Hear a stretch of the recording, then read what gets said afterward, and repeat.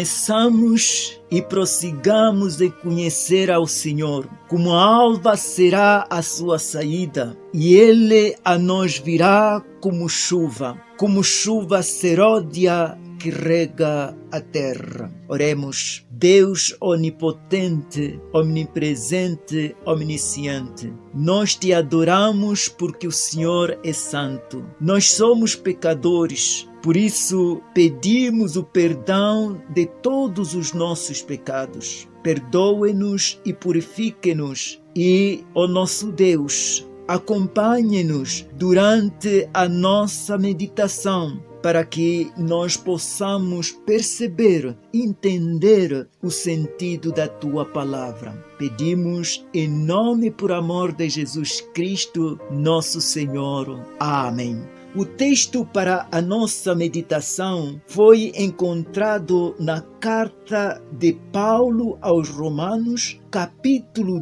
10, versículo 9. Aos Romanos, capítulo 10, versículo 9, que diz o seguinte: a saber, se com a tua boca confessares ao Senhor Jesus e em teu coração creres que Deus o ressuscitou dos mortos, serás salvo. Palavra da salvação. O tema para a nossa meditação é: precisamos confessar na prática que Jesus é o nosso Senhor. Precisamos confessar na prática que Jesus é o nosso Senhor. Agradecemos a Deus pela oportunidade. Agradecemos aos ouvintes que nos acompanham. Neste versículo, Paulo estabelece os pilares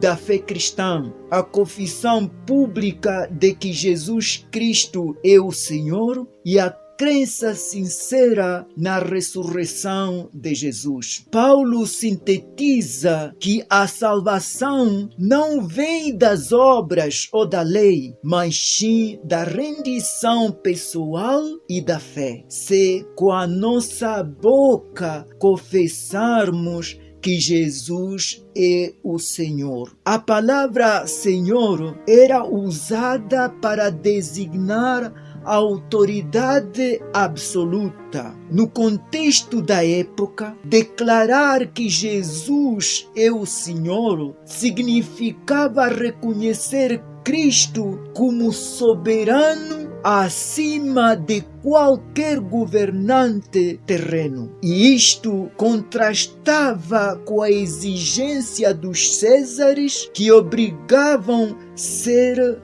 adorados. Declarar que Jesus é o único Senhor podia ter um custo altíssimo, inclusive a própria vida dos confessantes. Mesmo diante de todas as ameaças, os cristãos confessaram que Jesus é o Senhor, o soberano. A fé cristã não se baseia em filosofias abstratas, mas em um evento histórico, a ressurreição de Jesus. Paulo enfatizava: o coração deve estar convicto deste facto. O coração deve estar convicto deste facto. A ressurreição prova que Jesus venceu o pecado e a morte, tornando a salvação